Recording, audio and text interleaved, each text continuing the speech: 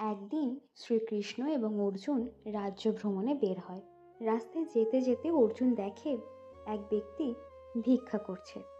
কৃষ্ণকে উদ্দেশ্য করে অর্জুন বলে, আচ্ছা, এই গোটা পৃথিবীতে এত সুন্দর জিনিস তুমি বানিয়েছো, তার মাঝে এমন দুঃখী মানুষদের কেন বানালে?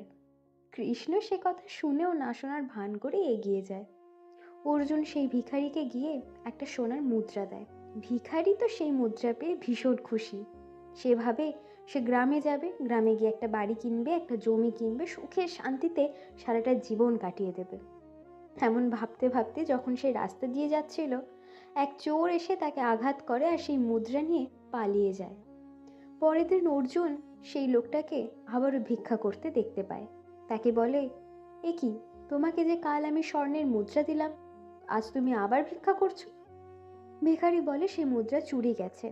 অর্জুন তাকে এবারে একটা হীরের টুকরো দেয় আর বলে, এটা স্বর্ণের থেকেও দামি।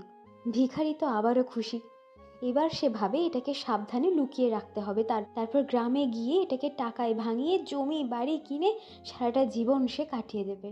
ভিখারি তার ভাঙা কুটিরে ফিরে এসে এক মাটির কলসিতে সেই হীরের টুকরোকে লুকিয়ে রাখে।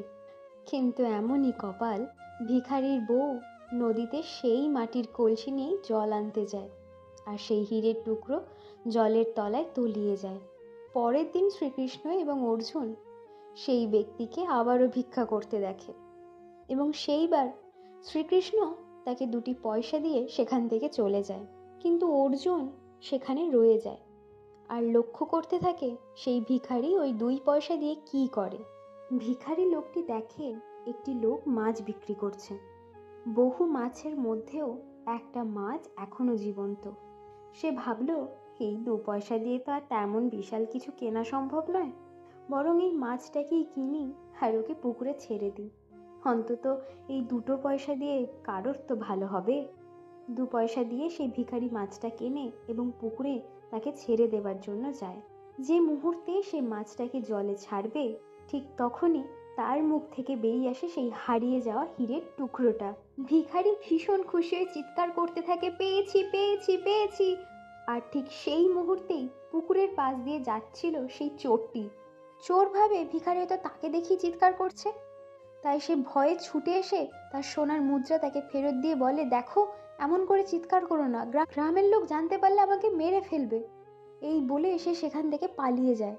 ভিখারির এক হাতে সেই হারিয়ে যাওয়া হীরের টুকরো আর অন্য হাতে চুরি যাওয়া স্বর্ণের মুদ্রা। অর্জুন এই সমস্ত কিছু দেখে শ্রীকৃষ্ণকে জানায় আর জানতে চায়